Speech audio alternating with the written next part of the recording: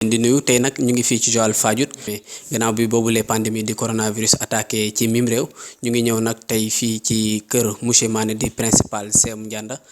seet si fii ab njabootam lay wax mais ci seen wax ne nañ benn association la bu bees bi nga xamante ne aussi mu ngi juddu ci ginnaaw pandémie boobu di coronavirus voilà le coordonnateur moom la ñuy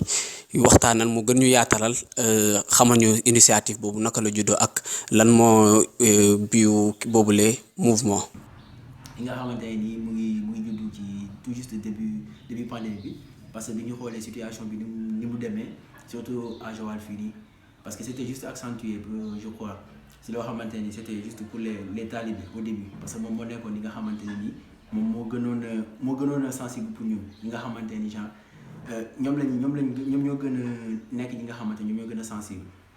donc loolu moo nekkoon kii bi c'était juste focalisé sur les talibés au début à la fin lañ dem ba ci biir ñu xaw ko gën a yaatal bu jéem a jàppale aussi ñoo si doole yi les diminuer ça donc c'était juste dans l'optique aider ñi nga xamante ni ce sont les plus vulnérables si période de pandémie bi xamante ne ni bon avec couvre-feu bi et tout activités yi demeetul noonu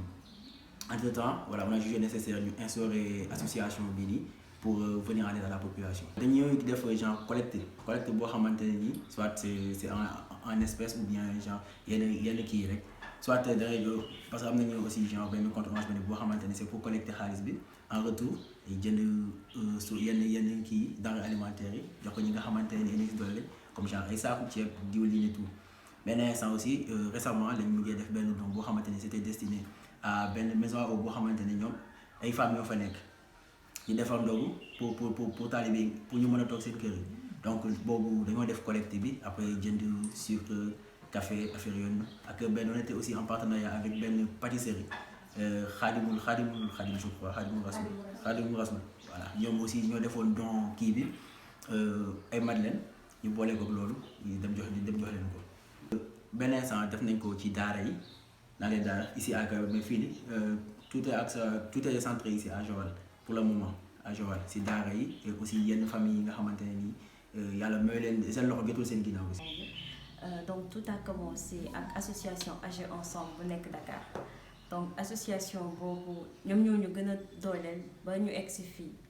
association bi ñoom Dakar lañ nekk instant bi dañuy jàppale néew di doole yi daara yi pouponnière et cetera ñoom dañuy def fépp si Sénégal bi daal dem nañ fa du ma nekk di lim ay région parce que dafay bëri mais jot nañ dem foofu. léegi nag c'est grâce à ñoom bañ ñëwee ba egsi fi ñu toll parce que premier collecte talibé yi ñoom ñoo ñu jox idée boobu pour ñu commencer def ay collecte talibé léegi macha allah boobu bañ ko réussir ñu ne pourquoi pas ñu continuer du coup Agir Ensemble dafa nekk suñu ginnaaw mën nañ ne le bien-être des autres notre objectif est en partenariat avec Agir Ensemble parce que à chaque fois bu ñu soxlaa ay aide ñoom dañuy envoyer seeni dons par Orange Money du coup ñun loolu daf ñuy jàppale bu baax.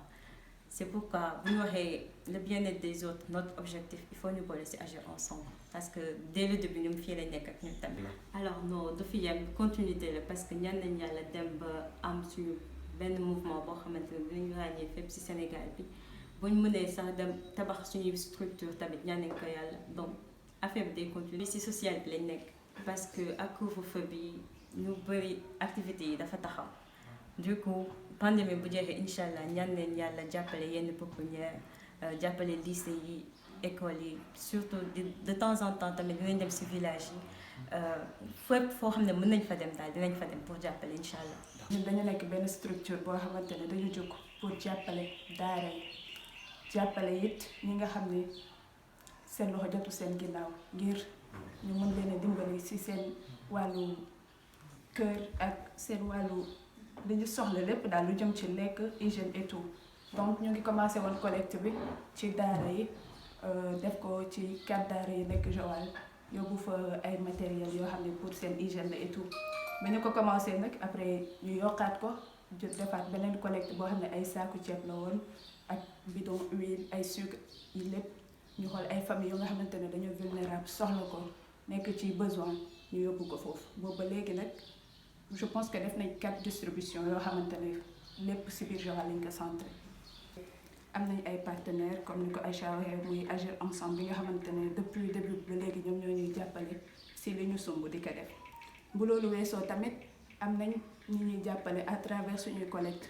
parce que ñun 4 membres yi yëpp kenn ku si nekk dangay collecter à travers ce numéro bien vrai que nag numéro Kadia la ñu ëpp lu ñuy lancer ci affiche et tout mais ku nekk dangay def collecte ci sa numéro après somme yooyu yëpp la ñuy jël kenn ku nekk nit yu baax yi nga am ñu jàppale la ñu dajale loolu yëpp nag pour mu ñu ko jëndee suñuy dons yi ñuy yóbbu ci biir dëkk bi. association bi ñëpp mën nañ ci am accès déjà ñu ngi koy def ci réseaux sociaux yi que ce soit Facebook Instagram WhatsApp léegi ku nekk dañuy utiliser ñun suñu numéro téléphone yoo xamante ne c'est personnel ñu def ko mais majorité du temps collecte yi sama numéro lañ koy defee. Comme ni ñu ko defee j'aimerais remercier Agir Ensemble surtout ki ko créé muy Khadija Touba plus connu sous le nom de Jatuna ak toute l'équipe de Agir Ensemble parce que jàppale nañu bu baax. Du coup partenariat boobu lu nar a la incha allah du coup sama numéro de téléphone c'est le 77 476 55 69. Groupe de jeunes de Joal la suma mes anciens élèves yi créé seen petite association caritative bi j'avoue que début bi benn seex bi moo commencé woon jékki-jékki ñëw ne day jënd ay dàll pour may ko taalibe yi ma toog seetaan ñu defaat beneen geste jox daara yi ma toogaat seetaan maintenant nag bi ma gisee ne affaire bu dëgg la si ñoom si la man it ma commencé impliqué wu pour ñu am tuuti visibilité maanaam lépp lu ñu def ma publier ko pour aussi man it samay nit dugg ci jàppale leen donc dafa nekk loo xam ne lu am solo la parce que fi mu ne nii dëkk bi métti na dëkk bi tar na am na si ay famille yoo xam ne sonn nañ donc loolu moo tax peut-être xale yi jóg di yëngu pour mën a jàppale ces familles vulnérables là et ces enfants vulnérables là pour mën leen jàppale si Covid bi jàppale leen si weeru koor mais aussi jàppale leen si jafe-jafe àdduna rek nit daal nit ay garabam waaw solidarité nag moo war a dox suñu diggante ñun ñëpp ku si am tuuti jàppale sa morom li nga xam ne amul comme ça dinañ mën a xeex lépp lu ñu sumb dinañ ko mën a xeex dinañ ko mën a daal voilà loolu laa amoon vraiment maa ngi jaajëfal xale yi maa ngi leen di féliciter si élan de solidarité bi ñu jóg te nee naa leen aussi lépp loo xam ne si solidarité bi ngeen ko amee delloo leen ko si biir solidarité bi lépp loo leen xaalis boo leen mënta jot calculer leen ñaata la boutique boo leen di mënta dem aussi fexe leen lépp loo leen jënd ñu tegal leen ay facture ngeen yor ko seen loxo bés bu leen nit laajee ngeen génnee facture yi wane ko voilà pour wane ne yéen xaalis boobu soxla leen si dërëm jàppale nit yi moom moo tax ngeen jóg si